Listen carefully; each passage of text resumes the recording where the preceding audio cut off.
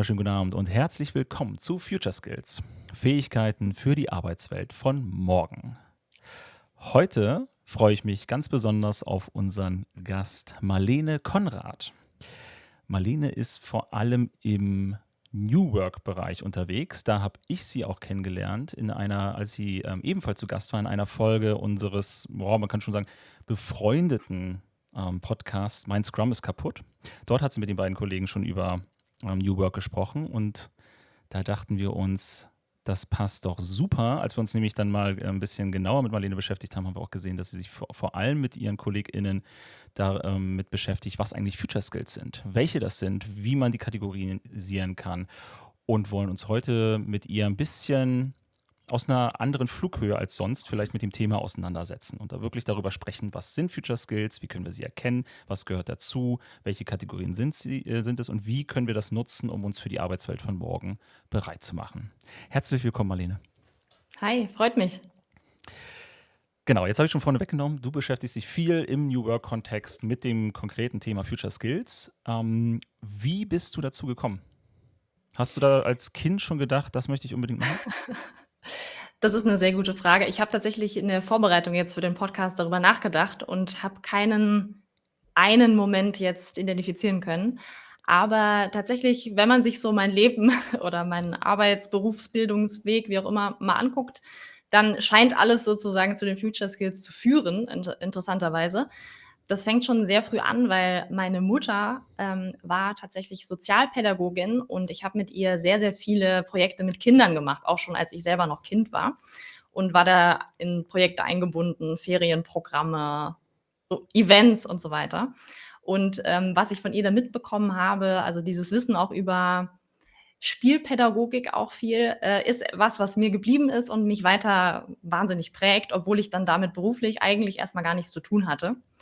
Deswegen hat's dann doch irgendwie schon sehr früh angefangen. Genau, und dann nahm das so seine Umwege. Ich habe, mich zum Beispiel früh für, Theater interessiert, dann Theater und Medienwissenschaften studiert und Englisch, Sprache. Dann kam ich irgendwie über verschiedene Medienhäuser, Film, Fernsehen, Radio, Theater zur Unternehmensberatung, was ja auch auf der Hand liegt, Ja, und ist habe auch viel festgestellt, Theater. dass ja, dass man das alles da ganz gut brauchen kann. Also, wir sind sehr stark ausgerichtet auf Kommunikation bei Comha. Also, diese ganzen kommunikativen Geschichten, die natürlich auch mit Medien zu tun haben. Und es hat natürlich auch sehr viel mit Menschen zu tun. Und irgendwie macht man da auch viel so Workshops, gerade wenn es um zum Beispiel Change, Transformation und so weiter geht, und arbeitet da viel mit Menschen. Und dann kommt wieder diese Sozialpädagogik, funkt dann da so rein, oder mir ging es so. Und auch das Theater, also ich habe Impro-Theater viel gemacht und auch da hat's auch viel mit Team zum Beispiel, da geht's viel um Teamwork und so weiter. Das spielte da mit 'ne Rolle und, so hat sich das alles irgendwie ergeben und dann habe ich vor 'n paar Jahren bin ich auf den Begriff Future Skills gestoßen und habe mich dann sehr tief da reingewühlt und, ja, mich da einfach reingelesen und mir das alles angeguckt und fand das wahnsinnig spannend. Ich bin auch Innovationstrainerin, das habe ich in der Weiterbildung dann auch noch gemacht. Also, diese ganzen agilen Dinge, die ihr auch so macht und Design Thinking Unter und anderem, ja. diese ganzen Dinge, ja. Ja. Genau, und habe festgestellt, dass viel, was mich dabei bewegt, was mir wichtig ist in der Arbeit mit Teams, in der Arbeit mit Organisationen, das steckt in diesen Future Skills drin und auch ganz viel, was durch meine Prägung, irgendwie meiner Mutter noch, sozusagen kommt. Das vereint sich da sehr gut und auch du hattest ja schon das Thema New Work, gesagt, da drin steckt ja auch 'ne Haltung, wie wir in Organisationen miteinander umgehen wollen, wie wir arbeiten wollen in Zukunft. Und all das findet sich für mich ganz gut in den Future Skills wieder, so als Brennglas, wenn du so willst. Genau, also das war jetzt die lange, kurze Version von wie bin ich dazu Sehr gekommen. gut. Genau. Bevor wir da weiter einsteigen und einmal darüber reden, wie wir Future Skills auch für das laufende Gespräch definieren möchten oder wie wir sie Mhm. insgesamt machen, möchte ich einmal auf einen Punkt zurückkommen. Du hast nämlich gesagt, ne, das, was ihr so macht und mit wir ist natürlich der Agile Norden e.V. gemeint, ne, der Veranstalter, nicht nur der heutigen Sendung, sondern der gesamten Future Skills Reihe, unseres gesamten Podcast Meetups. Wir sind ein gemeinnütziger Verein. Darum hier eine kleine Werbeeinblendung an der Stelle von unserem heutigen Sponsor, der dafür sorgt, dass das Licht anbleibt. Also eine der unangenehmen Wahrheiten, die man sich stellen muss, ist ja, dass das Verhalten meiner Mitarbeitenden am Ende das Ergebnis meiner Führungsarbeit ist. Das heißt, wenn ich da immer das Gefühl habe, die kommen nicht zu Potte, die übernehmen keine Verantwortung, ist es halt dummerweise in der Leadership-Rolle so, dass ich mir die Frage stellen muss, was trage ich dazu bei, indem ich Dinge tue oder nicht tue. Willst du auch lernen, wie du dein Leadership effektiv verbessern kannst? Dann lass uns gerne darüber reden in einem unserer Certified Agile Leadership Kurse bei IT Agile.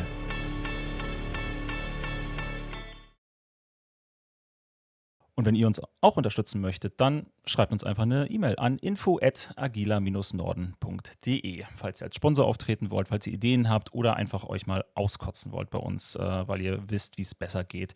Alles ist herzlich willkommen. Schreibt uns eine E-Mail info@agila-norden.de, schreibt es hier in den Chat, in die Kommentare. Und wenn ihr uns wirklich unterstützen wollt, dann ja, schreibt in den Chat, in die Kommentare, abonniert den Kanal, teilt das Ganze mit anderen. Jede Interaktion ist willkommen, egal ob positiv oder negativ. Haut in die Tasten, macht euch bemerkbar. Und danke dafür schon mal. Und dass ihr da seid. Marlene, zurück zu dir und den Future Skills. Wir beim Agila Norden e.V. und in unserem Podcast Meetup, Future Skills, Fähigkeiten für die Arbeitswelt von morgen, definieren Future Skills bisher relativ lose über Fähigkeiten, die eine steigende Relevanz in Klammern wieder am Arbeitsmarkt haben.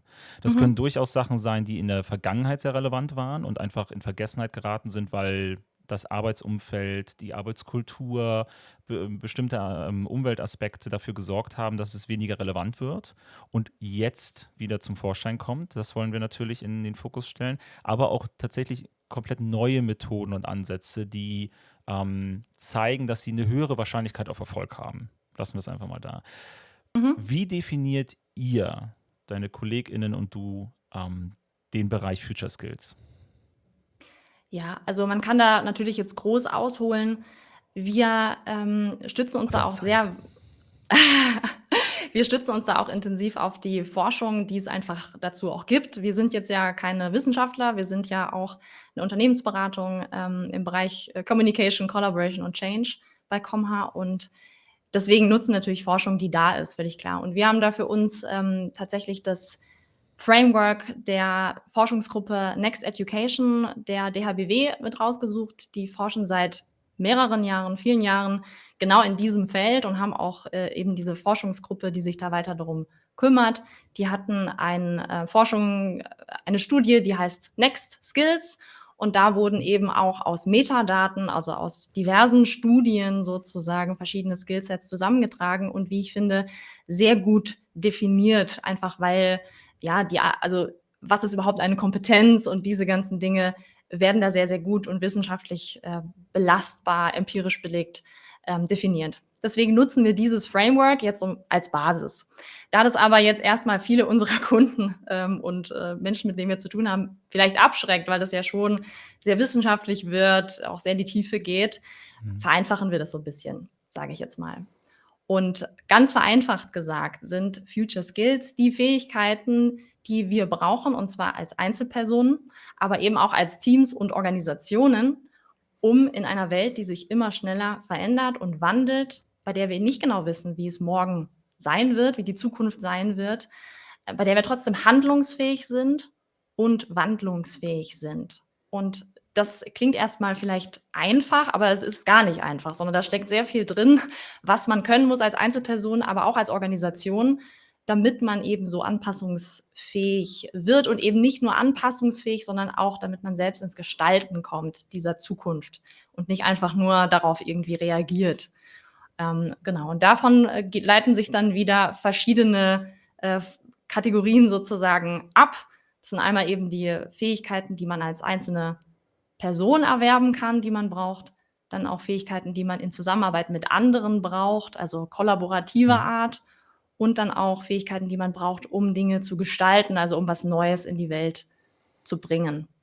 Genau. Und dann ist es immer noch wichtig, dass es eben nicht nur eine Fähigkeit ist, sondern eine Kompetenz ist eben etwas, wo ich weiß, wie ich das anzuwenden habe, wo ich auch zum Beispiel Methoden kenne etc. Also das hat mit Wissen zu tun.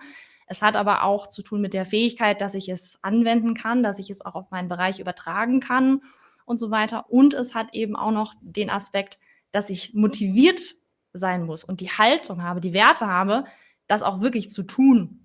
Also es bringt eben nichts, wenn ich das theoretisch kann, aber es nicht anwende, es auch nicht die Strukturen gibt, wo ich das anwenden kann, gerade in der Organisation, ja, also sagen wir mal, alle haben 100% Future Skills, aber die Organisation lässt diese Menschen das gar nicht leben, dann bringt es auch nichts. Also deswegen, die reine Fähigkeit reicht noch nicht, es müssen die Strukturen geschaffen werden, es muss die Motivation geschaffen werden, es muss der Raum dafür auch da sein. Genau. Apropos Motivation. Was nehme ich denn als Beispiel? Aber mein Lieblingsbeispiel an der Stelle im Agilen Manifest steht unter anderem drin, dass die Veränderungsfähigkeit dann des Teams der Organisation zum Wettbewerbsvorteil genutzt wird. Was siehst du du hast es schon ein bisschen angesprochen, aber ich möchte es auch mal konkreter nochmal mit dir zusammentragen. Warum sollten wir uns mit Future Skills auseinandersetzen? Ja, da gibt es aus meiner Sicht viele Gründe dafür natürlich. Ein ganz platter Grund, der jetzt vielleicht bei so einem Beispiel vergessen wird vielleicht, ist auch, weil es dann mehr Spaß macht. Das klingt jetzt blöd, ja, weil das ist jetzt erstmal eben kein wirtschaftlicher Grund, aber ich würde sagen, ist er doch, weil wenn Menschen mit Freude arbeiten, das ist ja auch so ein bisschen der New Work-Gedanke dahinter, ja, dass du auch das tust, was du wirklich gerne machst. Und bei den Future Skills würden wir zum Beispiel über sowas wie Selbstwirksamkeit sprechen. Also ich habe das Gefühl, ich kann auch was bewirken. Das, was ich tue, macht einen Unterschied. Also diese Freude, dieser Spaß ist etwas, was ich finde, doch oft zu kurz kommt. Definitiv. Ja, gar nicht mal zu vernachlässigen. Ne? Wir haben ja, du hast ja gesagt, nicht unbedingt wissenschaftlich, aber es gibt ja eine Studienlage dazu, die gezeigt hat, dass Leute produktiver sind, wenn sie halt vor allem im Bereich der Wissensarbeit motivierend arbeiten. Und jetzt hast du Selbstverwirklichung, eigene Kompetenzen steigern. Das sind ja auch Haupttreiber von Motivation bei Menschen.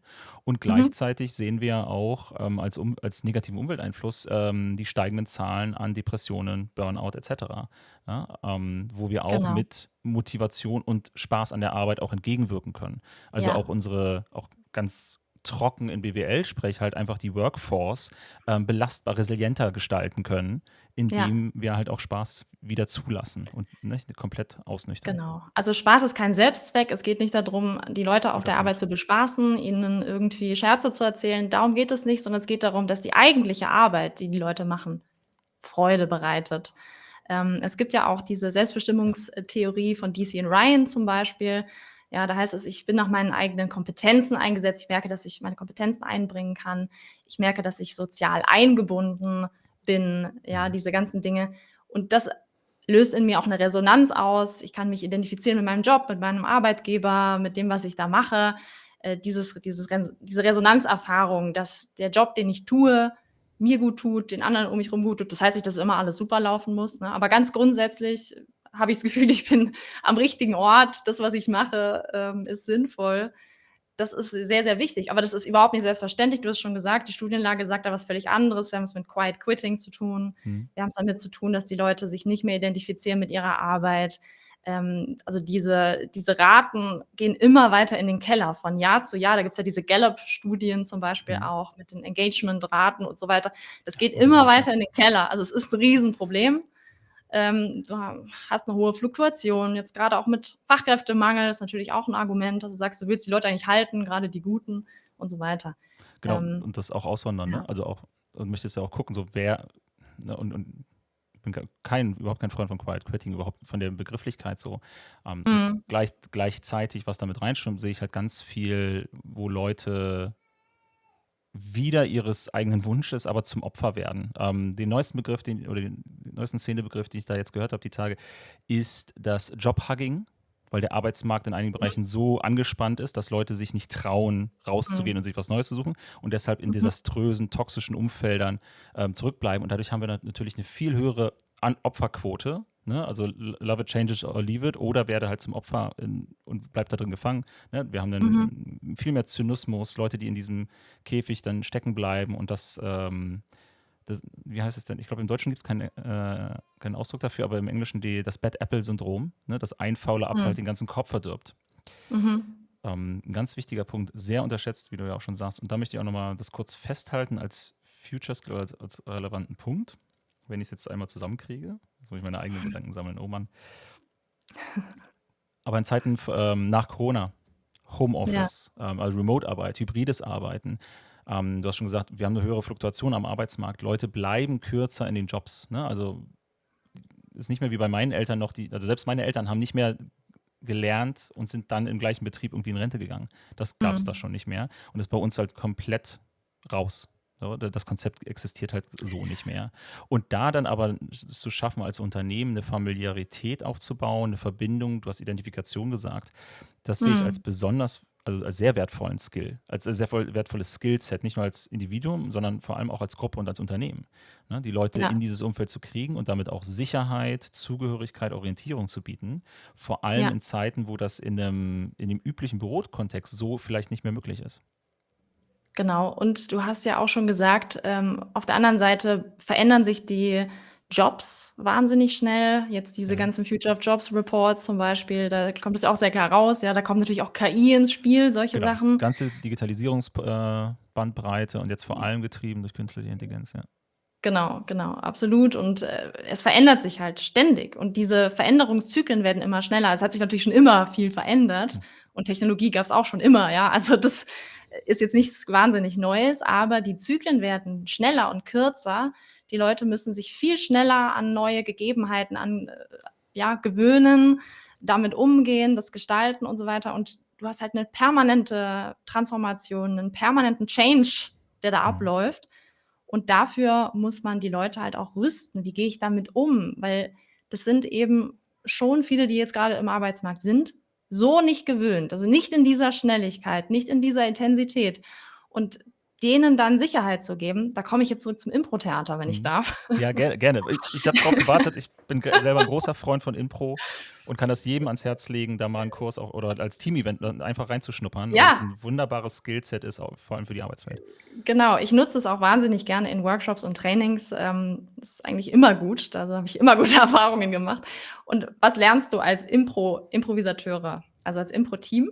Lernst du, dass es okay ist, dass du dich nicht auf eine Situation vorbereiten kannst oder nur zu einem sehr begrenzten Teil. Du lernst dich in so eine Ungewissheit reinzugeben. Du lernst dich aufeinander zu verlassen, zu merken, okay, die anderen finden mich in Ordnung, auch wenn ich mal totalen Quatsch erzähle, wenn das mal total in die Hose geht, ist okay, ich bin trotzdem Teil des Teams, wir halten zusammen. Du kannst dich auf die anderen auch so ein bisschen fallen lassen, ja. Und dieser Umgang mit Unsicherheit, das ist etwas, was ich aus dem Impro halt sehr stark kenne und was sich in den Future Skills auch wiederfindet, weil das ist eben der Kernskill. Dich darauf vorbereiten, dass du nicht weißt, was genau kommen wird und dafür vorbereitet zu sein letzten Endes. Und das bringt mich auf einen Punkt, den ich auch nochmal festhalten möchte. Und mir fehlt da natürlich auch mit meiner Demografie, mit meinem Alter die Erfahrung. Ne? Ich habe vor 50 Jahren nicht gelebt, oder vor 60, 70, 80 Jahren, ne? Wo die großen technologischen Sprünge sind. Aber wenn ich mir die Historie so angucke, dann waren sie nicht unbedingt, aber vorhersehbarer als heute. Ne? Wir haben ein anderes Maß als Unsicherheit. Beste Beispiel für mich ist da künstliche Intelligenz. Uns ist allen klar, dass es die Arbeitswelt verändert.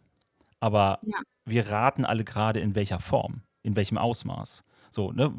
Wo das Auto kam, wussten wir, das wird die Kutsche ersetzen vielleicht. Oder man hat es geahnt, ne? Als der automatische Webstuhl, also was war das hier, Anfang des 1900 wurde ja der Erfinder des elektrischen Webstuhls auf der Straße ermordet, ne? Von Nähern und Näherinnen. So, weil die verstanden haben, ja, das geht jetzt an unsere Jobs, ne? Du Arsch, also zack. Ich wüsste nicht mal, wen ich umbringen soll. Ne? Ist so, also das. Auf wen soll man denn losgehen? Ist vielleicht nicht der richtige Ansatz, ja. Nee, genau, ne? Also können wir das gleich, aber dieses Ausmaß der Unsicherheit, ne, ist, glaube ich, so noch nie da gewesen in der Historie der Arbeitswelt. Und da müssen wir auch anders mit anderen Skills, mit Future Skills halt auch rangehen. Wenn ich es richtig in Erinnerung habe, durch die Vorbereitung auf die Sendung mit dir, ihr habt 17 Future Skills auch herausgearbeitet. Stimmt das? In diesen 3 Kategorien? Genau, das sind diese 3 Ebenen, von denen ich gesprochen habe. Das basiert auch auf dem Modell von Next Skills. Mit denen sind wir auch in Kontakt. Also mit dem Ulf Daniel Ehlers, der war auch bei unserer Konferenz zum Beispiel zu Future Skills jetzt im Mai. War der auch da. Die Collaboration Conference findet auch wieder statt. Nächstes Jahr 2026 am 7. Mai und es geht um Transformation. Mhm. Genau, in Heidelberg. Ja, oh, schön. Ja, Ja, Heidelberg ist ja, toll. genau. Da gucken wir mal, dass wir Leute zusammenholen. Also Ulf war da fast so ein bisschen ein bunter Vogel, weil er aus der Wissenschaft ist. Ansonsten haben Mhm. wir hauptsächlich Leute wirklich aus der Praxis, also aus Unternehmen da, die wirklich von echten Projekten erzählen, ja, wo auch davon, was daran schwierig ist oder nicht funktioniert hat Mhm. und eben auch davon, was gut läuft et cetera. Also einfach, dass wir wirklich gucken, dass wir da Praktika bekommen, weil in der Theorie ist ja alles immer ganz toll und einfach, aber in der Praxis wissen wir ja, scheitert's dann an ganz anderen Dingen. Mhm. Das ist immer sehr spannend, da in den Austausch zu gehen einfach, ja, Ist so das mit den okay, wenn wir Leuten. da einmal abbiegen? Ganz Ja, na kurz? klar. Also, weil das interessiert mich jetzt, ne, wenn du sagst, das sind ganz viele Leute aus der Praxis und auch, Mhm. ne, was funktioniert, was nicht. Was hast du irgendwas in Erinnerung, wo du gemerkt hast, okay, interessant, dass es, wo, also viele haben ja Probleme mit Future Skills, also überhaupt mit Ja. Lernen, Umschulen, Verlernen wir hatten auch schon mal eine schöne Folge übers Unlearning als Future Skill, ne, dass wir jetzt anders auch mit Lernen umgehen müssen. Gab es da ein Highlight für dich, wo du gesagt hast, okay, das könnte tatsächlich ein Muster sein, wo die Unternehmen und auch Einzelpersonen Schwierigkeiten haben? Das ist 'ne sehr gute Frage.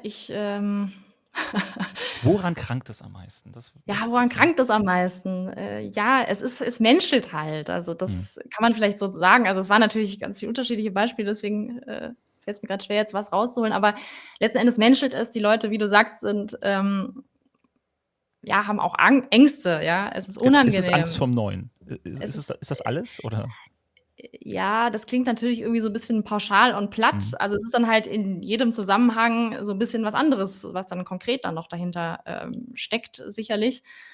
Plus halt auch die Herausforderung, die da so dahinter steht. Also, wir hatten zum Beispiel einen, auch da von Siemens, die haben so 'n großes KI-Bootcamp gemacht und das war einfach riesig. Die haben 10.000, Mitarbeiter da, in KI geschult und natürlich lief das alles überhaupt nicht so wie geplant, aber trotzdem war's gut, ja? Also, Mhm. es ist letzten Endes, ähm, finde ich immer dann die Erkenntnis gut, auch wenn nicht alles so gelaufen ist, wie man sich das vorgestellt hat, es ist trotzdem gut, Impulse zu setzen, das zu Ja. probieren, den Mut zu haben, so was auch auszuprobieren, ja? Und das Und aushalten zu dann können, ist wichtig, es ne? Also alles aushalten mal laufen zu können, lassen. genau, und, sich da drauf irgendwie einzulassen und daraus eben wieder zu lernen. Also, im Endeffekt geht es ja auch darum, in so 'n lernendes System Mhm. reinzukommen. Ähm, genau, und er hat dann auch auf die, Nachfrage, ob er's wieder machen würde, gesagt: „Ja, ja, auf jeden Fall." Ja, also, das ist ja auch nicht schiefgegangen in dem Sinne. Es war halt nur anders als gedacht und, genau, oder auch bei der Deutschen Bahn, das war unsere, Keynote-Speakerin, da geht's auch der Transformationsprozess rund um Nachhaltigkeit ist ja auch so 'n dickes Brett einfach, was man da zu Mhm. bohren hat, ja? Und da, steigt man vielleicht auch mit viel Enthusiasmus erst mal ein und muss dann feststellen, es ist doch irgendwie läuft gar nicht so, wie ich mir das vorstelle, sondern komplett anders und ich scheitere an Dingen, die hatte ich gar nicht aufm Schirm. Und da halt die Offenheit zu haben, dafür offen zu sein, auch das jetzt nicht persönlich zu nehmen, wenn der geniale Plan nicht eins zu eins, so aufgeht, sondern, ja, halt einfach lernend da voranzuscheitern. So dieses heiter Scheitern ist auch so 'n, Spruch aus'm Impro-Theater tatsächlich. Mhm. Ja, also wie kann ich da einfach lernend mit umgehen und auch die Organisation so aufbauen, dass es okay ist, wenn es nicht alles immer eins zu eins meine KPIs da ich abliefere, sondern ich habe Erfahrung gesammelt. Ja, wir lernen, wir werden besser, wir haben den Mut, es auszuprobieren. Genau. Und aus den Firmen, die du jetzt erwähnt hast, höre ich auch schon raus in Kombination mit meinen Erfahrungen, dass es wirklich auch durch alle Branchen und auch alle durch Unternehmensformen und Größen durchgeht. Ne? Also Future Skills ist kein Konzernthema, was irgendwie die oberen ne, DAX-Unternehmen nur angeht, oder das ist kein Thema, was nur kleine und mittelständische Betriebe betrifft, sondern das ist ein breites Thema. Ne? Also es ist universal anwendbar und auch universal notwendig, sich damit auseinanderzusetzen, weil wir erleben halt überall tatsächlich einen Wandel in den notwendigen Fähigkeiten. Genau, absolut, ja. Also da würde ich jetzt auch nicht keine Branche oder so ausschließen. Es Ja. gibt vielleicht noch Bereiche, wo man wirklich sagen kann: „Okay, da verändert sich ganz wenig oder es ist so langsam, dass es, Mhm. nicht so relevant ist oder es ist so standardisiert." Aber grade diese standardisierten Jobs fallen jetzt ja durch KI weg. Also, Das sind man sehr kann's gefährdet, nicht genau, ja. sagen. Also, es ist ich würde mich nicht drauf verlassen, sage ich jetzt Ja, mal so. wir können es ne, genau. Und Sachen, die zum Beispiel von KI nicht bedroht sind, wie Handwerker, die haben halt einen Fachkräftemangel. So, ne, die haben Probleme mit Digitalisierung, weil dort die Vorerfahrung fehlt. Ne?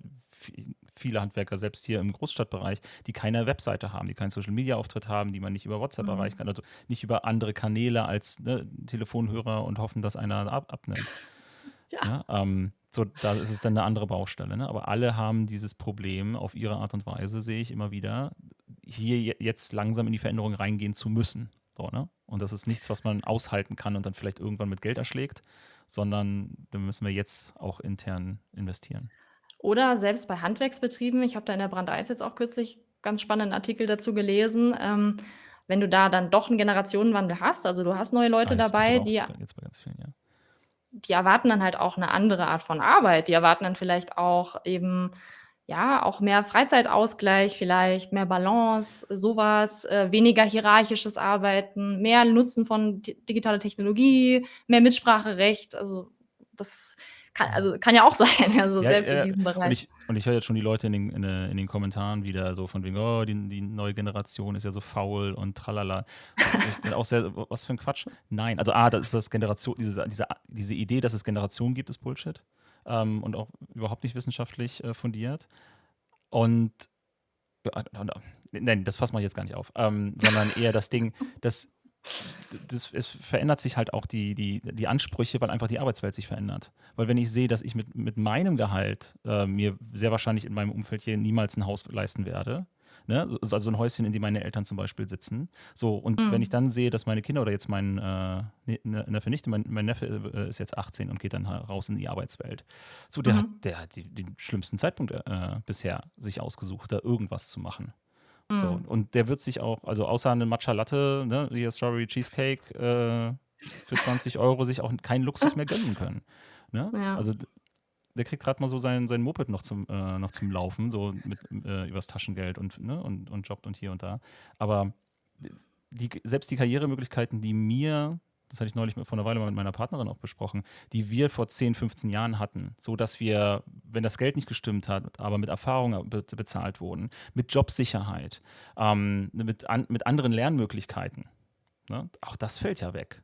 So, ne? Wenn die Unternehmen ständig auf und zu machen, durchrotieren, Entlassungswellen, so, also die anderen Benefits sind ja nicht mehr da, die Generationen vor uns noch hatten, ne, wenn wir das Thema so lassen wollen, sodass wir heute dann auch sagen müssen, okay, dann es bleibt auch nur noch das Geld übrig. Oder halt, wenn das nicht gezahlt werden kann, ne, weil die Inflation es auffrisst oder halt einfach die Marktlage schlecht ist, wie jetzt aktuell in vielen Bereichen, dann muss es halt über das Arbeitszeitmodell gehen. So, weil irgendwo muss der Ausgleich her. Das ist völlig in Ordnung eigentlich. Und da entstehen ja auch Ja, ich andere finde das auch Ansprüche, auch völlig ins Recht. richtig, diese Sachen einzufordern. Ich meine, du hast Mhm. natürlich vollkommen recht, es gibt nicht die Generationen so oder so.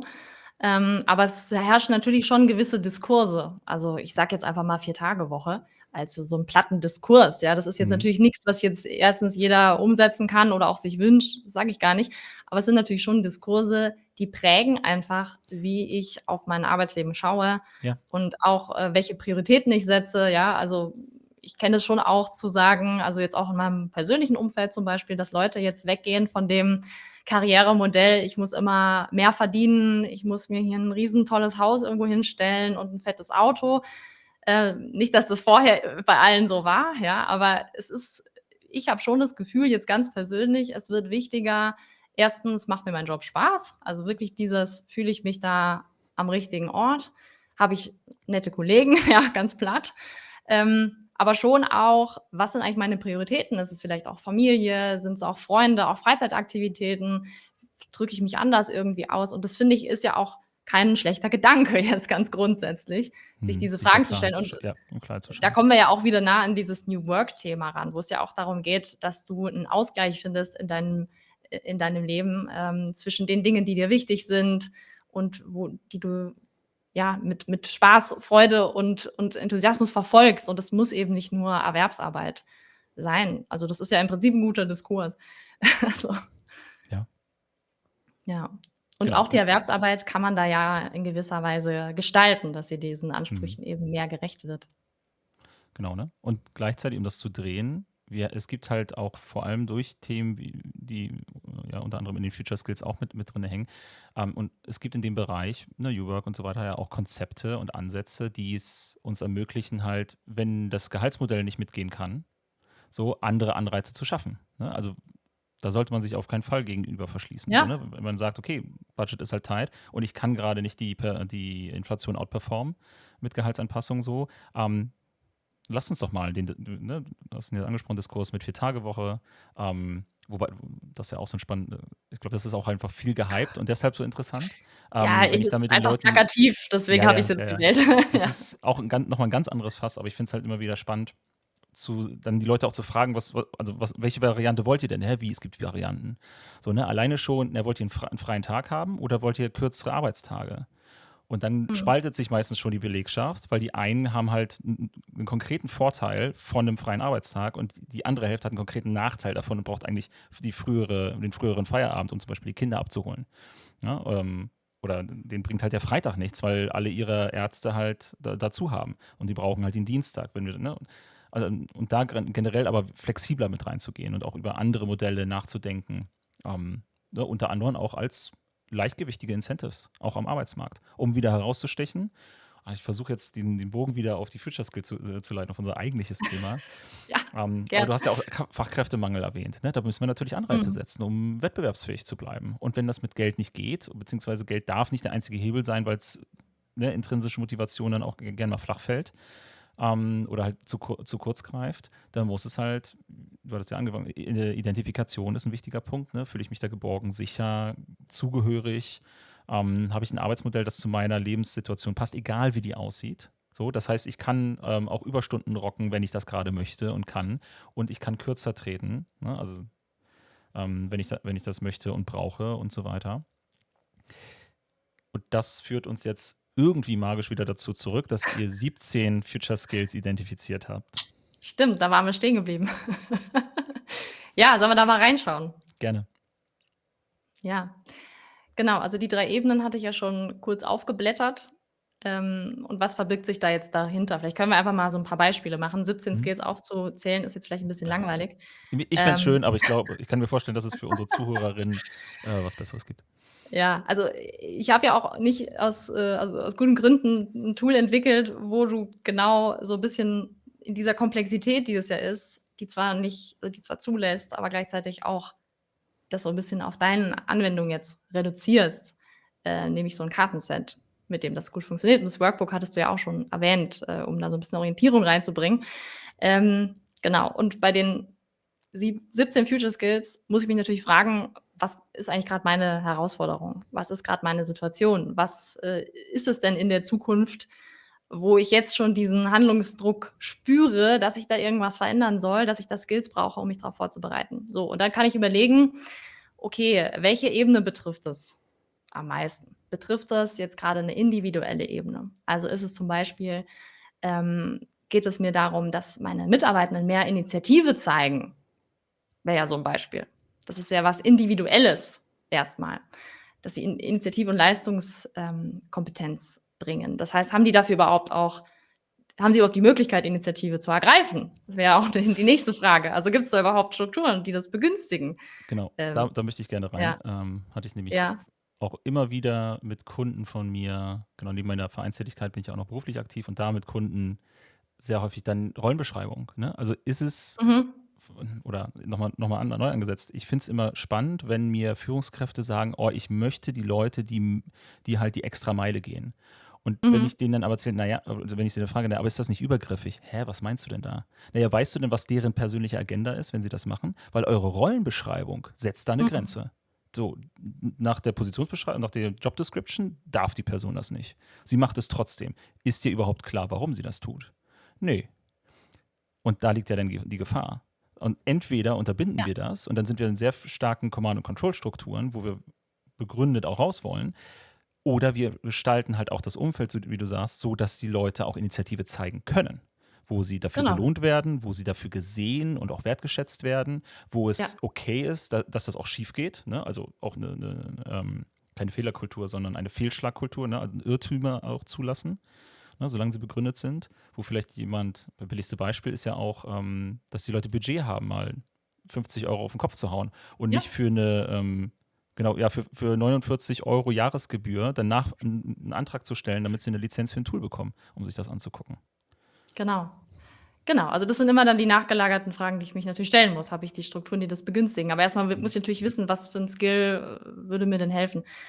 Das ist jetzt ein Beispiel, was auch schon in die kollaborative Ebene geht, was du jetzt ja auch schon gesagt hast. Ja? Also Rollenbeschreibung ist ja oder Rollendifferenzierung in einem Team zum Beispiel oder in einer Organisation, da geht es ja schon in Richtung Teamwork. Also wie stellen wir uns als Team eigentlich auf? Was sind unsere Rollen? Und diese Kollaborationsfähigkeit und Kooperationsfähigkeit ist natürlich wahnsinnig wichtig. Da geht es auch zum Beispiel um sowas wie Vernetzung. Also innerhalb des Teams können wir uns, glaube ich, alle was darunter vorstellen, wie gute Kollaboration, gute Zusammenarbeit da funktioniert. Kann man jetzt auch einen Riesenfass aufmachen, das möchte ich jetzt gar nicht, aber um nochmal einen anderen Impuls zu setzen, wie sieht es denn aus mit der Kooperation mit anderen Abteilungen, mit anderen Teams, mit anderen Unternehmen? Auf. Ja? Die wissen doch alle nicht, was sie tun. Also da geht es ja Die machen dann. doch ihren Job alle nicht richtig. Also alleine Anreiz zum Beispiel zu schaffen, da über den Tellerrand zu blicken, mit ganz anderen Leuten in Kontakt zu kommen, mit denen zu kooperieren, auch auszuhalten, dass sie eine ganz andere Sicht haben auf die Dinge, ganz andere Perspektiven. Das sind ja Skills, die du fördern kannst durch Strukturen, die du da entsprechend aufbaust, durch Incentives. Was bringt dir das dann? Natürlich bringt es dir, dass du halt nicht nur in der eigenen Suppe immer kochst, sondern dass du da auch neue Impulse von außen zulässt, dass du auch von anderen lernst, ja, ganz viele solche Sachen. Das steckt alles unter diesem Kooperationskompetenz steckt das da mit drin. Ja. Ein anderes leidiges Thema von mir, was ich hier mal reinschmeißen möchte, bedeutet das dann, Thema Kollaboration, vor allem auch mit anderen Bereichen, mit anderen Teams, dass Extrovertierte einen Vorteil haben und wir eigentlich introvertierte Leute hier nicht gebrauchen können? Das ist eine spannende Frage. Das ist natürlich auch schon wieder so eine Rollenfrage. Ich würde auch sagen, auch bei Future Skills, es ist nicht sinnvoll, dass jeder alles immer macht. Gar nicht unbedingt sinnvoll. Um die Leute einmal zu beruhigen, ne? Ihr müsst nicht alles Ja, können. ja, So. Es gibt nee, immer also noch deswegen Spezialisierung. Ja, es gibt ja auch 17 Skills. Also, wenn du jetzt sagst, du musst alle diese 17 Skills perfektionieren, dann würde ich mir auch denken: „Ja, das kann ich nicht, dann lasse ich's lieber gleich“, Ja, weil genau, das dann ist bleib zu ja Hause. viel zu viel. Ich muss ja auch überlegen, was ist für mich passend und was passt zu meiner Situation, was passt auch zu meiner Rolle, ja? Aber um das mal abzukürzen, selbst wenn wir sagen: „Okay, vielleicht ist es nix für dich“, aber introvertierte Leute sind super Netzwerker. Warum? Weil die sind an der Sache interessiert, ja. Ich will gar nicht, also natürlich hast du einen Vorteil, wenn du gut und schnell mit Leuten connectest, ja, das ist klar, ja, das ist auch ein bisschen Typfrage.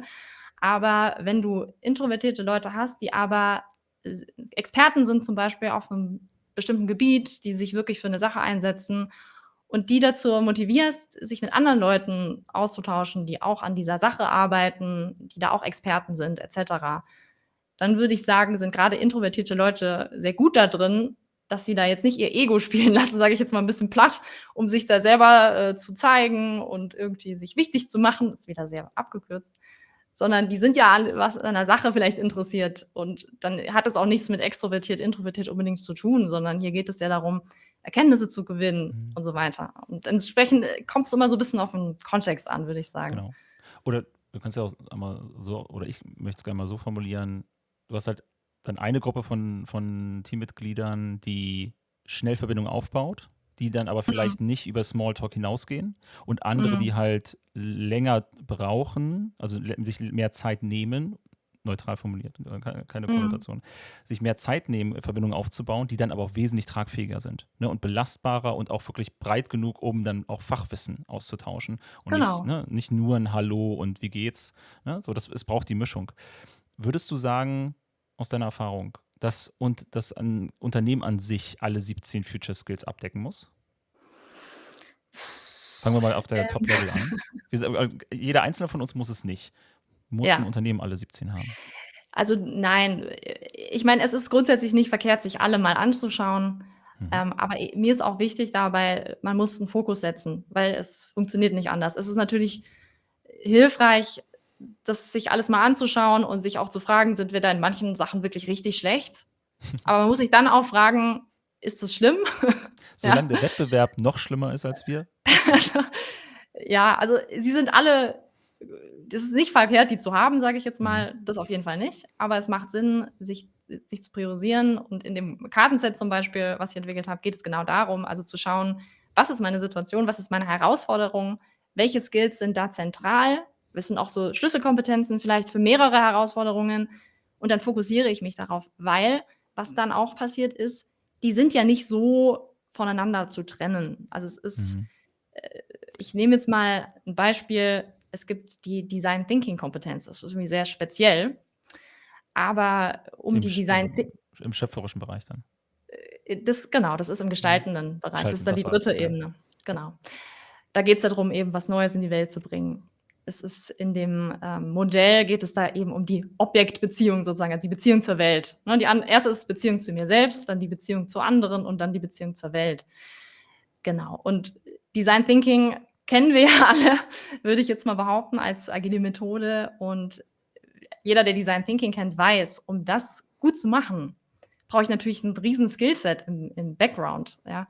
Und Kooperation gehört dann natürlich dazu. Auch sowas wie Ambiguitätskompetenz. Also, Was dass steckt ich dahinter? Ambiguitätskompetenz heißt, dass ich anerkenne, dass es zum Beispiel verschiedene Perspektiven gibt, verschiedene Meinungen, dass ich, also es geht ja auch viel um diese Persona-Arbeit zum Beispiel, dass ich da wirklich reingucke und mir anschaue, okay, wie geht es jetzt dieser Persona? Wie fühlt die sich da und so weiter? Also dieses Annehmen von anderen Perspektiven, auch dass es vielleicht nicht eine Antwort gibt auf eine Frage. Ja, das ist Ambiguitätskompetenz. Das wäre jetzt so eine individuelle Kompetenz zum Beispiel. Oder eben auch Kooperation, ja, völlig klar. Kommunikationsskills, also Systemkompetenz, dass man Systeme überblickt und dann halt auf eine Maßnahme hinzuspitzt. Da steckt so viel dahinter, implizit sozusagen, was man braucht, um das gut zu machen, dass man halt auch nicht sagen kann, die sind so klar voneinander zu trennen, sondern es ist eigentlich eher, und so hat es auch der Ulf Daniel Ehlers erklärt, es geht eher darum, so eine Orientierung zu bieten, so ein Brennglas, an dem ich mich orientieren kann und dann schauen kann, okay, eigentlich ist es das ist der Skill, der für mich zentral ist. Und dann lerne ich ganz viele andere Kompetenzen auch mit sozusagen, Weil sie so notwendigerweise. dicht angrenzen. Genau. Okay, aber dann halte ich fest, also wir brauchen auf jeden Fall als Individuum nicht alle Skills meistern. Selbst als Organisation, also als Team auch nicht, aber auch als größere Gruppe geht es nicht darum, alle komplett abzudecken, sondern wir müssen in dem Kontext schauen, in der Situation, in der wir uns befinden. Ich habe jetzt ein bisschen Ja. Spaß, aber schon auch ernst gemeint in Konkurrenz mit dem Wettbewerb. Ne? Also wenn andere Ja. eine Schwäche dort haben, können wir uns die auch eher leisten. Und das, was uns wirklich herausstechen lässt, sollten wir natürlich auch dann mit entsprechenden Future Skills untermauern. Und dann habe ich jetzt bei dir mit verstanden, sind die teilweise überlappend bzw. sehr stark angrenzend, sodass ich, wenn ich mich in einen reinarbeite, werde ich andere auch mit bedienen, sodass natürlich die Ausbreitung wahrscheinlich sich auch dann leichter gestaltet. Und ich gehe mal Genau. davon aus, dass ich auch in dem jeweiligen Kontext dann konkret gucken muss, was ein Future Skill dort bedeutet, um dann gezielt auch Methoden und dann konkretere Konzepte noch rauszunehmen, um wirklich zu schauen, Genau. was sind die Handgriffe dann, ne? Also Ja. Kollaboration in einem Werksumfeld sieht anders aus als in einer Agentur, Ja, als natürlich. in Genau, einem also in Kundenladen. dem Kartenset, also du sagst es jetzt im Prinzip schon, ist das die dritte Ebene. Also, ich kann ja einfach mal so beispielhaft hier so eine Karte in die Kamera halten, damit man sich das vorstellen kann. Darf ich das? Ja klar, mach einmal. Also schau, hier, das ist zum Beispiel die Herausforderung. Ich habe jetzt einfach mal die erste geschnappt. Mhm. Kann man das lesen? Jetzt ist es scharf kurz, ja. Ah ja, genau. Also da ist jetzt der Anlass, sage ich jetzt mal, ist jetzt KI und Automatisierung. Und wie kann ich das mit menschlichen Stärken und so weiter Ja. in Einklang bringen? So, das wäre jetzt vielleicht meine Herausforderung. Man kann auch verschiedene Herausforderungen haben. Und dann schnappe ich mir eben Skills, die da besonders gut dazu passen. Ich nehme jetzt einfach hier auch die allererste, die jetzt auf dem Stapel liegt. Das ist jetzt die Systemkompetenz. Sieht man das? Ja, gleich Genau. holt er sich in Fokus. Ja, da war ganz kurz. Hast du es immer so Ja, okay, ihr könnt euch das vorstellen. Ja. Und dann kann ich die so aneinander anlegen, also sagen, okay, das ist, ne, Die gehören zusammen. die verbindet vielleicht auch mehrere Herausforderungen miteinander, ist so eine Schlüsselkompetenz für mich. So. Und dann gucke ich eben, okay, welche Maßnahmen passen dann dazu und die kann ich hier wieder anmatchen sozusagen, ja. Und, Entschuldigung, habe es falsch rumgehalten, so rum. Also Maßnahme, ja. Genau.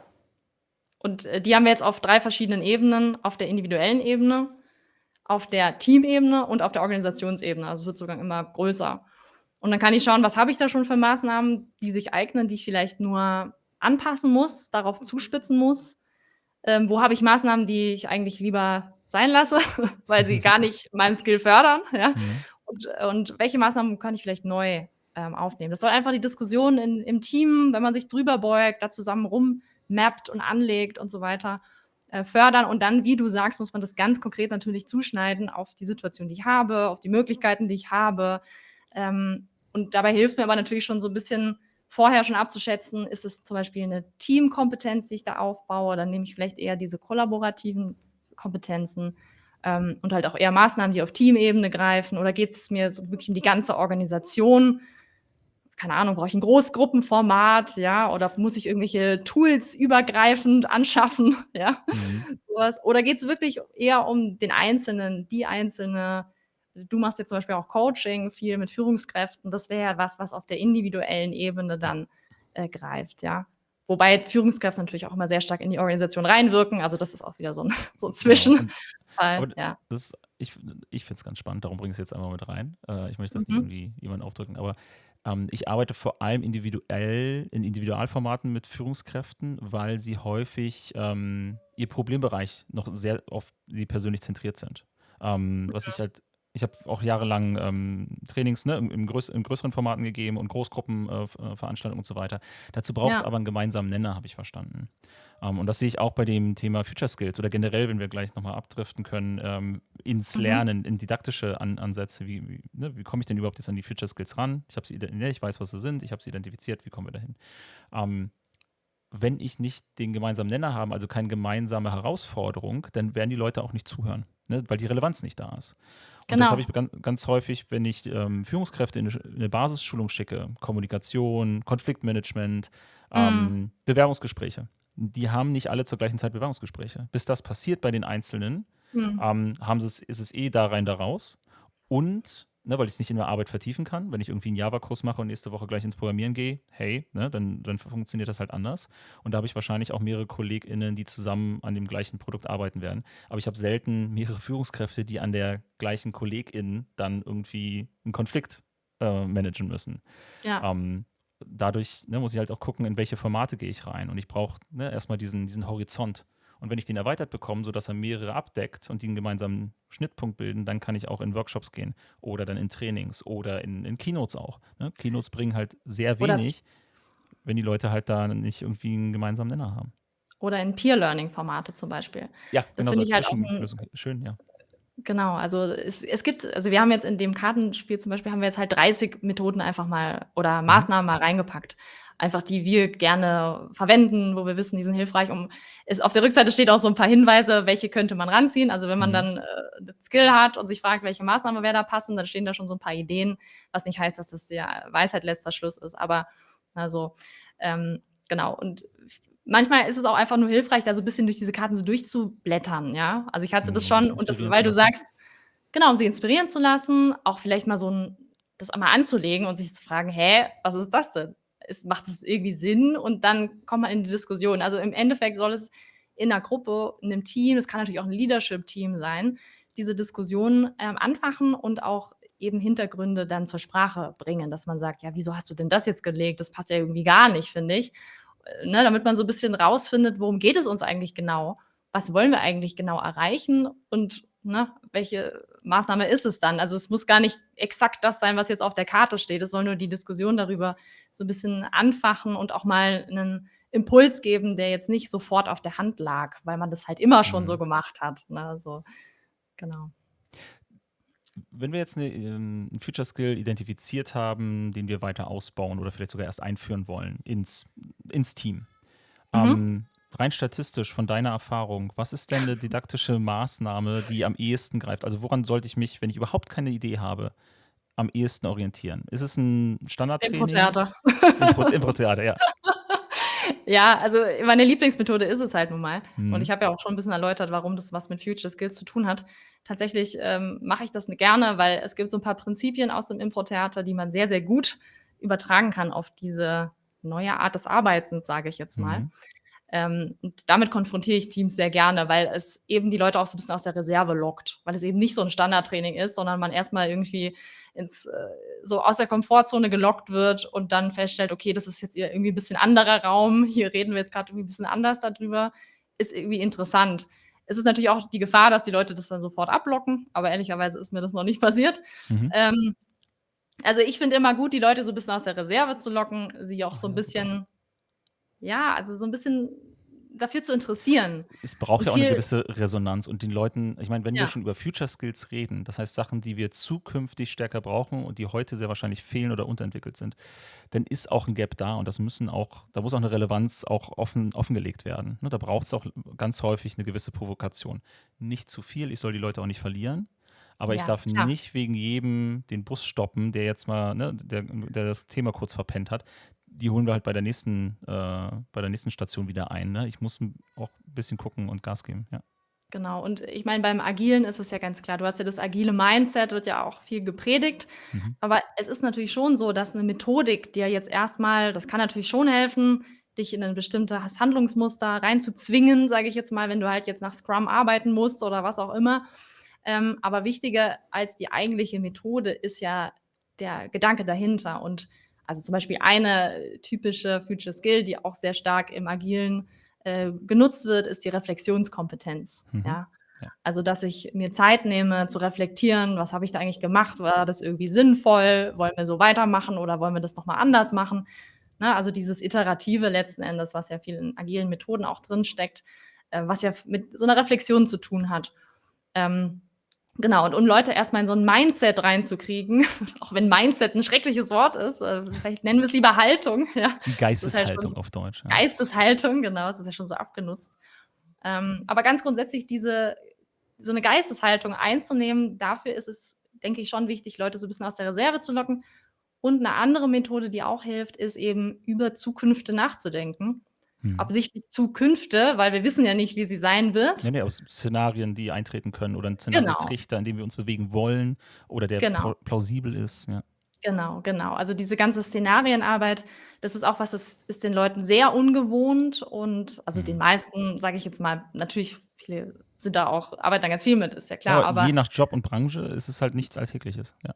genau, aber sich grundsätzlich einfach mit der Zukunft zu befassen auf so 'ne offene Art und da auch mal provokante Thesen in den Raum zu stellen, zum Beispiel, an der sich die Realität dann reiben kann und man stellt vielleicht fest: „Ah ja, krass, das ist so habe ich noch nicht drüber nachgedacht.“ Also, selbst wenn's einen nur mal auf neue Gedanken bringt, so dieser kleine Mhm. Impuls, den braucht so 'ne Veränderung eben und es nützt nichts, die Leute in irgendwelche Methodentrainings zu stecken, sage ich jetzt mal, wenn sie nicht motiviert sind, auch was zu verändern, ja, wenn da keine Entwicklung, keine positive, die man irgendwie anstrebt, dahinter steckt, dann wird es abperlen und auch eh nicht umgesetzt werden. Das kann man sich dann fast auch sparen. Ja.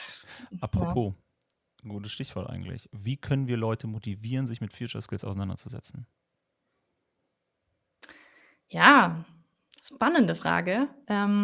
Hast du da drauf 'ne Idee, so spontan? Na, wir haben schon ein bisschen angedeutet, Provokation, also den Spiegel vorhalten und den Leuten Mhm, klarmachen, wa also auch wirklich diese vielleicht nicht übertrieben, aber dieses dunkle Bild in der Zukunft mal, also ein Szenario aufzeigen, in dem sie wirklich Probleme kriegen. Also als mhm, Organisation, aber auch als Einzelperson, damit die Leute merken, dass es eine Relevanz hat und wir uns auch auseinandersetzen müssen. Oder dass sie wenigstens die Entscheidung treffen, naja, ist mir egal, dann gehe ich halt ins Bürgergeld oder gehe in die Rente, so mit mir braucht ihr das nicht machen. Was auch cool ist, weil dann haben wir eine Orientierung. Ne? Also alles, was Unsicherheit aus der Gruppe rausnimmt, ist ja schön, weil ja von außen, haben wir schon gesagt, kommt sehr viel Unsicherheit rein, mit der wir uns mhm, auseinandersetzen müssen. Ähm, und ein zweiter Punkt, den ich auch sehr erfolgreich auch mitnutze, ist, was du auch schon erzählt hast, mit den Leuten sich über die Zukunft überhaupt unterhalten. Um mhm, an diese auch, viele haben das Verständnis, das, was passiert, oder haben auch eine sehr gute Idee und Gefühl dafür, was sie wahrscheinlich brauchen. Aber wenige haben das Gefühl oder das Verständnis, dass sie das im Arbeitsumfeld äußern dürfen und können. mhm, Das heißt, Ja. Raum schaffen, in dem wir diese Themen adressieren dürfen. Oder Leuten ist es unterbewusst klar. Und zu Hause diskutieren sie das auch. Aber sobald sie ins Büro kommen, ist halt ritualisiert der Schalter umgelegt. Ne, die gehen in die Arbeitsklamotte und dann denken sie halt wie eine Maschine, weil sie halt genauso behandelt werden. Und da einmal Raum schaffen, in dem wir das doch thematisieren können, sodass die auch das Wissen und das Know-how und die Kompetenz, die Leute ja schon mitbringen, auch intern einmal genutzt werden kann. Ja, also finde ich gute Punkte, genau. Ich meine, das ist ja immer die Frage bei Veränderungen letzten Endes, ne? Wie motiviert man Leute mitzumachen? Einerseits Sense of Urgency, also irgendwie mal klar machen, wir müssen was machen, Genau, es gibt gute immer von der Gründe. Angst weg. Genau, aber das ist halt auch so ein bisschen mein Punkt. Diese Angst kann natürlich auch total blockieren und hemmen. Ja. Und was ich auch sagen würde, von dieser rationalen Ebene jetzt weg, also dass ich verstehe, dass es irgendwie wichtig ist, dass ich verstehe, ich muss was ändern, dass ich sehe, die Zukunft kommt da irgendwie und ich muss mich darauf vorbereiten. Das sind alles ja so sehr rationale Vorgänge. Und ich würde immer empfehlen, du musst die Leute am Gefühl packen. Das ist der effektivste Weg, sie zu motivieren. Und eine Möglichkeit, das zu tun, ist eben, einen Experimentierraum zum Beispiel zu öffnen. Also wirklich Räume aufzumachen. Von der Organisation her wirklich die Strukturen dir anzuschauen, den Leuten Erfolgserlebnisse, Selbstwirksamkeitserlebnisse bieten. Ja? Also ihnen auch so ein bisschen den Mund wässrig machen nach solchen Sachen. Auch ihnen Spaß und Freude erlauben. Also wirklich diese kleinen Dinge erstmal, dass sie es mal gemacht haben, mal verstanden haben, sei es Methode oder sonst was, mal ausprobiert haben und dann merken, ach cool, das macht irgendwie Spaß, das hat Sinn gemacht, das war irgendwie mal was anderes, ja, so, das würde ich gern mehr machen. Also das finde ich eigentlich noch besser, also sie nicht rational zu kriegen, sondern sie im Gefühl zu kriegen, mit einer konkreten Erfahrung zu kriegen. Das finde ich optimal. Wahrscheinlich kann man es gut kombinieren. Es kommt halt auch immer drauf an, wo kommt die Balancefrage, Anfrage ne? her, sage ich jetzt mal, wo Ja, ja. setzen wir an? Ist es das Team, Organisation und so weiter? Genau. Und gibt es Ja. eventuell schon auch einen Treiber, wenn es Einzelpersonen sind oder ein gewisses Thema, das aufgeploppt ist? Ja, so wie Tim jetzt gerade, der uns auf die Zeit hinweist, habe ich auf dem Schirm. Alles gut, danke. Dann kann man das natürlich nutzen. Ja, und wie du gesagt hast, das möchte ich nochmal wiederholen, weil ich es auch sehr wichtig und richtig finde, dass wir nicht nur rational daran gehen, ne, weil Kahneman, Fast and Slow, System 1 schlägt halt System 2, wenn wir über Genau, Lebensmodus richtig. sind. Und gleichzeitig müssen wir halt ein bisschen darauf achten, wenn wir über Emotionen reden, die sind halt primäre Treiber, dass wir dann nicht nur über Angst steuern, sondern gucken, ne, also zwei Richtungen in der Motivation in der Regel, entweder von der Angst weg oder zum Glück hin, dass wir den Leuten auch aufzeigen, hier kann was Glückliches sein oder eine schöne Zukunft. Und da hat es mir auch ganz häufig sehr geholfen, mit den Leuten dann Rahmenbedingungen zu stecken. Also so, dass auch alle mitgehen können. Ne? Weil gemeinsam, nochmal das blöde Beispiel mit der 4-Tage-Woche. So, ne? Was muss denn passieren, damit das überhaupt als Konzept möglich wäre? So, okay, wir können eine 4-Tage-Woche machen, wenn das Management oder die Geschäftsführung die Angst verliert oder ihr Verdacht wieder widerlegt wird, dass die Produktivität sinkt. Wie können wir sowas aufzeigen? Welche Daten können wir sammeln, um unterwegs bei einem Experiment zu sehen, dass wir nicht links oder rechts rauslaufen? Ne? Also, und da zu gucken, Ja. was braucht es denn eigentlich, dass wir in eine schönere Zukunft steuern? Intern, Ja. aber auch als Unternehmen. Ne? Welche Ziele wollen wir uns da setzen? Ne? Sodass Ja. dass wir, ja, wie du auch angedeutet hast, diese Mischung kriegen aus rationalen Sachen, die dann umsetzbar sind für die eine Hälfte auf der einen Seite, aber emotional auch, die uns antreiben, sodass da ein gesundes Spiel draus wird. Genau, und das, was du sagst, das finde ich total wichtig. Da geht es ja viel um die Selbstverantwortung. Und da kommt man schon wieder zu sowas wie Demokratie. Also das ist jetzt wieder so ein sehr großes Wort, aber für mich hängt es sehr eng auch damit zusammen. Tatsächlich mit Future Skills. Wir hatten auch bei der Konferenz jemanden dabei, der sich mit dem Thema Demokratie im Unternehmen und so weiter Ja, und beschäftigt hat. Entscheidungsformen und Willenserklärung. Genau, Ihr habt ja auch, Beteiligungsformate. genau, wenn ich das richtig drin habe, ihr habt beim Sense-Making habt ihr auch noch einen Future Skill mit Entscheidungsfindung. Ist ja auch noch Entscheidungskompetenz ist eine eigene Entscheidungskompetenz. Future Skill, genau. Das ist so eine Mischung aus individuell und Team. Da habe ich auch also Entscheidungen sind ein super riesengeiles Thema, um das mit Ja. Teams zu machen. Also, mache ich sehr gerne, ist ein spannendes Thema, weil sich viele damit überhaupt nicht beschäftigen. Und das ist sehr, sehr interessant. Gibt es auch viele, viele Methoden und Kniffe, wie man es moderiert, Werkzeuge, ganz Genau. viel. Ist ein spannendes Thema. Genau, aber worauf ich jetzt abzielen wollte, war diese Selbstverantwortung es ist nicht so leicht, Leute in Verantwortung zu bekommen. Also ich sage jetzt mal ganz platt, gewöhnen uns auch so eine Consumer-Haltung an, ja. Also, es soll halt alles für uns irgendwie gemacht werden und wir haben irgendwie Ansprüche. Das ist jetzt alles wieder sehr platt. Aber wichtig ist eben auch dieses: „Hey, wir können das selber gestalten. Wir müssen es selber gestalten. Das macht niemand für uns. Wir müssen Mhm. uns einmischen. Wir müssen auch was sagen. Wir müssen selber uns Konzepte überlegen. Wir müssen uns mit anderen zusammentun.“ Diese ganzen Themen, das sind ja demokratische Themen und die spielen, finde ich, auch in Unternehmen 'ne Riesenrolle, auch wenn's um Future Skills geht. Sense-Making, da geht's genau, wie kann ich das überhaupt da Sinn daraus ziehen, den auch gut vermitteln, Verbündete gewinnen zum Beispiel. Das hängt da alles so mit zusammen. Ja. Und es ist eben wichtig, dass es jeder für sich, aber auch die Unternehmen verstehen: „Hey, wir müssen den Leuten was zumuten und sie müssen auch mutig sein oder wir müssen auch mutig sein, um wirklich auch Veränderungen in die Welt zu bringen und mitzugestalten.“ Ja, und da grenzen wir jetzt an ganz viele andere Themen auch mit dran, ne? Auch in der Kulturarbeit, Organisationsstruktur, Führungsarbeit auch, ne? Genau. Diesen Mut, den du Mhm. erwähnt hast, die muss ja das gesamte Unternehmen haben. Und das heißt, wir müssen auch gegen die Ängste arbeiten, ne? Also wir müssen einen Rahmen schaffen und eine gewisse Absicherung, Rahmenbedingungen, die dafür sorgen, Mhm. dass die Leute auch das machen können. Konzepte wie Fail-to-Safe-Environments. Ne? Also Ja, wo Fehlschläge nicht wehtun, sodass wir Experimente machen können, dass alle da gewillt sind. ähm, dass auch Vertrauen da ist oder auch gegeben werden kann, auch aus der Autorität runter. Wir genau, müssen über Incentivierungssysteme nachdenken, ne? Also mhm. grundsätzlich Organisationsstrukturen im Fundament, weil warum sollten sich die Leute denn überhaupt mit neuen Themen beschäftigen? Du hast jetzt diese Konsumhaltung angesprochen, die ist ja aber Mhm. meiner Erfahrung nach nur ein Nebenprodukt. Also ist das, was wir sehen. Und eigentlich Mhm. ist das meist in der Regel kein toxisch oder erkranktes, aber eine ungesunde Grundstruktur im Unternehmen. Weil Ja, die klar. Leute haben gar keinen Anreiz, weder Ja, negativ noch positiv. Also ich will nicht nur über Strafen führen, aber es gibt ja auch keinen Incentive dafür, dass sie diesen Job machen. So, die machen halt ihren genau. Job, ja, weil sie dafür bezahlt werden. Das ist vereinbarte Incentivierung. Aber es gibt keinen Karrieresprung, es gibt keine Erfahrung, es gibt keine Weiterbildung. Ne, also, wo wir wieder bei Motivatoren sind, ne, Selbstverwirklichung, Konnektivität, Identifizierung. Ja, Da ist ja auch ganz viel Spielraum, um die Leute auch in die Richtung zu führen, nicht zu treiben, dass sie ja, sich mit anderen Fähigkeiten auseinandersetzen, und ja. dann auch eine Motivation entwickeln, sich mit Future Skills auseinanderzusetzen. Und da wäre jetzt nochmal meine Frage: Braucht es am Ende deiner Meinung nach das große, ne, pseudowissenschaftliche Thema, aber eine lernende Organisation und kontinuierliches Lernen? Oder können wir die Leute damit auch ein Stück weit beruhigen, dass bei bestimmten Themen sind auch einfach, ist das Lernen auch irgendwann mal abgeschlossen, beziehungsweise es sind auch Pausen dazwischen?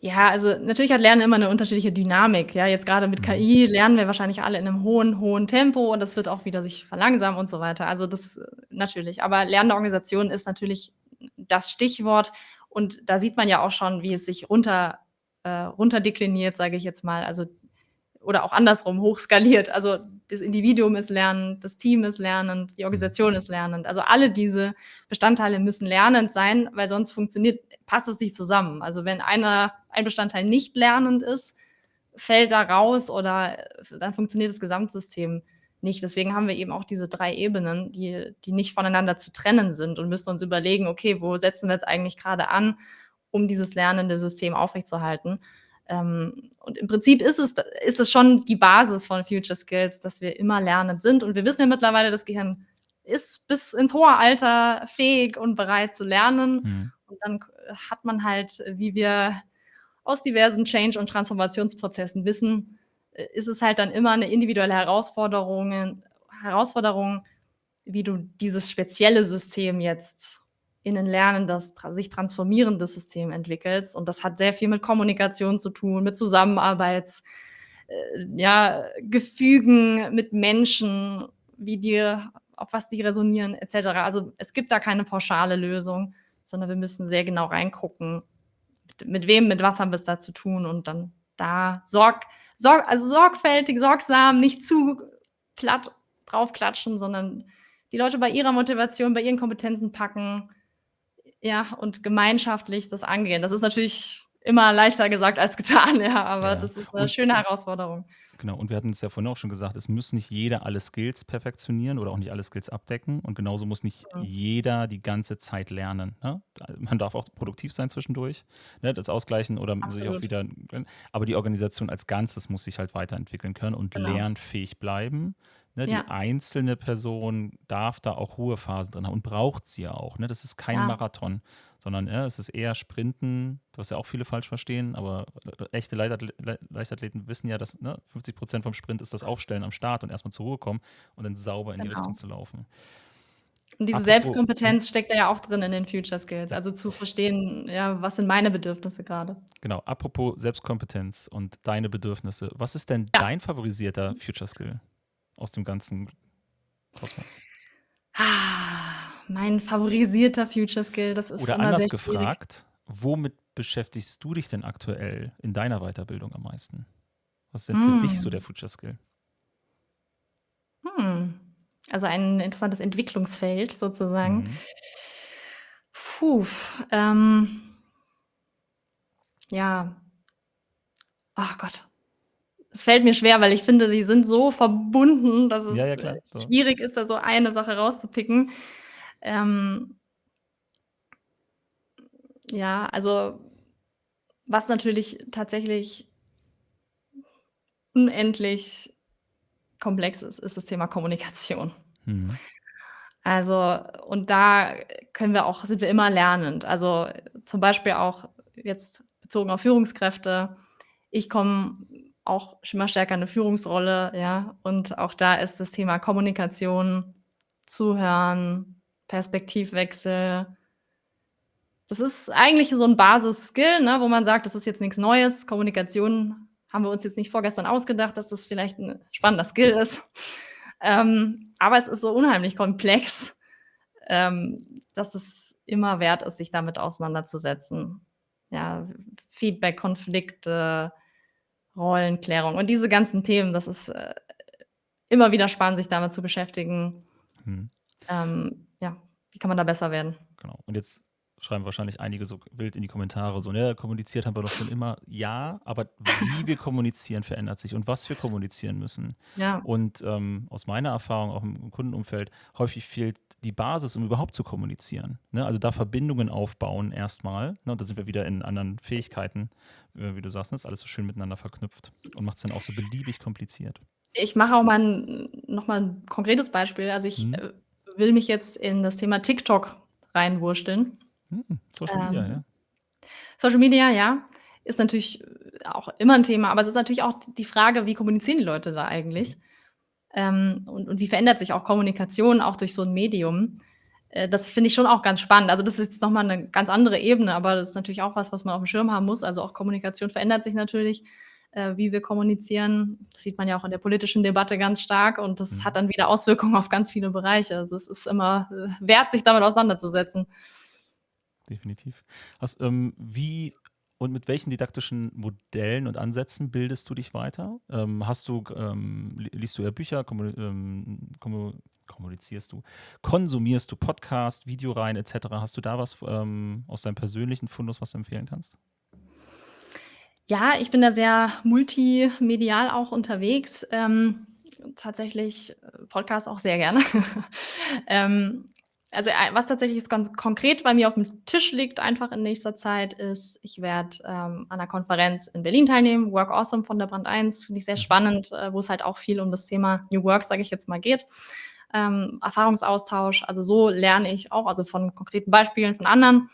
Ich habe jetzt grad 'n Buch aufm Tisch, Lernmythen, darum geht es da, ja. Also, wie lernen wir eigentlich?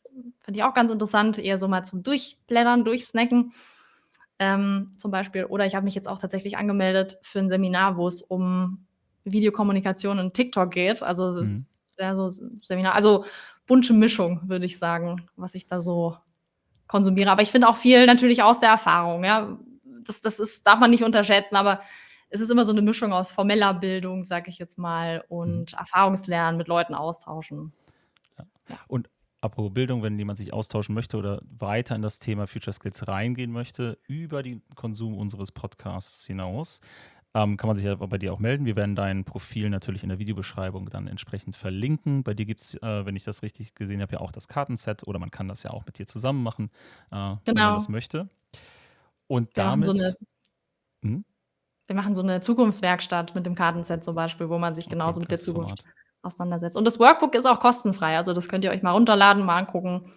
Vielleicht hilft's euch ja noch weiter oder ihr habt da neue Ideen. Mhm.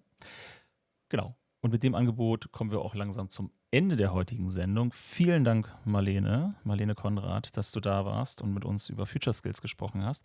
Wir möchten uns auch bei dir nochmal recht herzlich bedanken, dass du die Zeit genommen hast und werden, wie Per immer so schön sagt, bei uns gibt es weder Wein, Pralinen noch Blumen. Wir werden tatsächlich für dich einen Baum pflanzen, um ein bisschen unser Gewissen auszugleichen für den ganzen Strom, den wir hier mit der Technik dann Sehr cool, entsprechend brauchen, den finde ich gut. Fußabdruck zu. In Mecklenburg-Vorpommern, die Koordinaten schicken wir dir per Mail zu. Den kannst du dann auch tatsächlich mal besuchen, wenn du in der Nähe sein solltest. Ist eh eine schöne Ecke. Ja, warum nicht? Ja. Und genau, und damit sind wir am Ende der heutigen Sendung. Vielen Dank, Marlene. Danke Grüße gehen dir. auch raus an Tim, der heute netterweise auf die Technik geachtet hat im Hintergrund. Und Grüße an Per, der heute leider nicht dabei sein konnte und im Hintergrund unterstützt. Ansonsten vielen Dank, dass ihr zugehört habt, beziehungsweise eingeschaltet habt auf YouTube dann entsprechend. Und ja, wir sehen uns in der Arbeitswelt von morgen. Bis dann.